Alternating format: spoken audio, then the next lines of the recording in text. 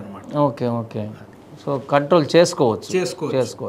ఒక అలా కాని పక్షంలో జీవితాంతం ఈ మందులు వాడుతూనే ఉండాలి.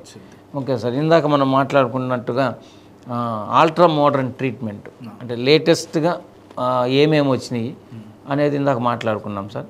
అయితే ఈ ఊపిరితిత్తులకు సంబంధించి ఎలాంటి వ్యాధులు రాకుండా ఆరోగ్యకరమైన ఊపిరితిత్తులు ఉండేలా చూసుకోవాలి అంటే మీరు ప్రేక్షకులకి ఎలాంటి సూచనలు ఇస్తారు? ఫస్ట్ ఆఫ్ ఆల్ మనం ఊపిరితిత్తులది ఆరోగ్యంగా ఉండాలంటే స్మోకింగ్ అలవాట్లు ఎవరికైనా ఉన్నా సెకండ్ హ్యాండ్ స్మోకింగ్ అంటాం, అంటే వాళ్ళతో పాటు నించున్నా కూడా ఆ స్మోకింగ్ అనేది ఫస్ట్ థింగ్ ఆపేయాలండి.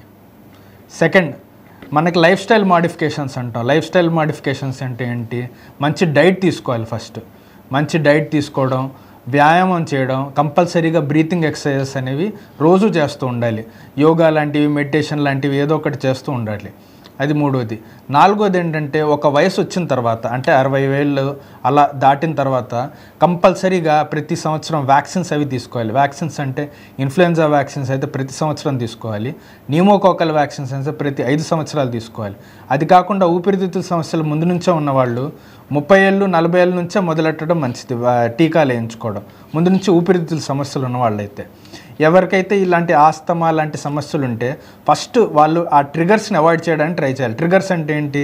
ఈ దుమ్ముకి ధూళికి ఉండడం, లేకపోతే ఏమన్నా డస్ట్ ఇన్హేల్ చేయడం, పొల్యూషన్ ఇన్హేల్ చేయడం, స్మోకింగ్ లాంటివి ఇవి పర్టికులర్గా అవాయిడ్ చేయాలి.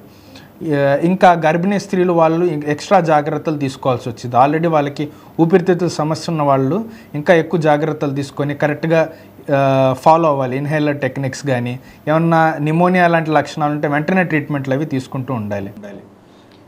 అట్లనే డాక్టర్ గారు, ఉమెన్ కొంతమంది స్మోక్ చేస్తారు, అంటే చూయింగ్ టొబాకో అదొకటి, లేదా కొంతమంది శ్రీకాకుళం ఆ ప్రాంతం లేకపోతే రివర్స్ స్మోకింగ్ ఉంటుంది, లోపల పెట్టుకుని నిప్పు లోపల పెట్టుకుంటారు. అది యూజువల్గా మనం పబ్బుల్లోకి ఇట్లా పోతే మోడర్న్ ఉమెన్ వచ్చేటప్పటికి మీకు స్మోకింగ్ ఉంటుంది, ఆల్కహాల్ డ్రింకింగ్ ఉంటుంది. సో ఉమెన్ స్మోక్ చేయటం వల్ల లేదా ఆల్కహాల్ కంటే లంగ్స్కి రిలేటెడ్ కాకపోవచ్చు ఏమో దాదాపుగా ఏదైనా ఉంటుందా?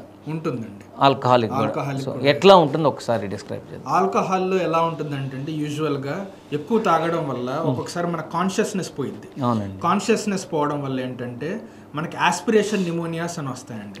ఆస్పిరేషన్ అంటే మామూలుగా అంటే మనకి స్వాలోయింగ్ రిఫ్లెక్స్ ఉంటుంది, అంటే మనం స్వాలో చేయగలం. ఇప్పుడు మనకి ఈ కాన్షియస్నెస్ పోతే లోపల ఉండే ఓరల్గా ఉండే కొన్ని ఆర్గానిజమ్స్ ఊపిరితిత్తుల్లోకి వెళ్ళిపోయే అవకాశం ఉంటుంది. అలా ఊపిరితిత్తుల్లోకి వెళ్ళిపోవడం వల్ల నిమోనియా వచ్చే అవకాశం ఉంటుంది. దాన్ని ఆస్పిరేషన్ నిమోనియాస్ అంటాం. అది చాలా ఎక్కువ సివియర్గా వస్తాయండి వీళ్ళల్లో. ఆ రకంగా ఆల్కహాల్ వల్ల కూడా మనకి నిమోనియాస్ వచ్చే అవకాశం. సో ఇండైరెక్ట్గా వస్తుంది. But smoking sir, women smoking చేస్తూ ఉంటారు ఎక్కువ, మనం మూవీస్లో చూస్తుంటాం. అంటే మోడర్న్ కల్చర్లో ఎక్కువ గర్ల్ కూడా స్మోకింగ్ ఉంది. వాళ్ళల్లో అంటే ఇప్పుడు మెన్లో ఏవైతే ప్రాబ్లమ్స్ ఉంటాయో అట్లనే వస్తాయి, ఇంకేదన్నా స్పెసిఫిక్గా ఉంటుందా? సేమ్ అండి. ప్రాబ్లమ్స్ అయితే జెండర్స్ మేల్ అండ్ ఫీమేల్ ఇద్దరు జెండర్స్కి ఒకేలా ఉంటుంది. బట్ వీళ్ళలో ఇంకా రిస్క్ ఫ్యాక్టర్ ఏంటంటే ఒకవేళ ప్రెగ్నెన్సీలో కానీ ఇలాంటి స్మోకింగ్ కంటిన్యూ చేస్తే దానివల్ల బేబీకి అంటే శిశువు కూడా ప్రమాదం ఉంటుంది. ప్రీటర్మ్ డెలివరీస్ కూడా ఉంటాయి. కాల్ తీసుకున్నాం. హలో. నమస్తే సార్. నమస్తే అండి, మీ పేరండి? నా పేరు రవికుమార్ సార్. సార్ ఎక్కడి నుంచి మాట్లాడుతున్నారు సార్? నల్గొండ డిస్ట్రిక్ట్ నుంచి మాట్లాడుతున్నాను. ఓకే సార్, డాక్టర్ గారు ఉన్నారు, మీ సమస్య అడగండి. నమస్తే రవికుమార్ గారు. Okay sir. సార్ చెప్పండి, డాక్టర్ గారు మాట్లాడుతున్నారు, చెప్పండి. నమస్తే సార్. నమస్తే సార్, చెప్పండి అండి.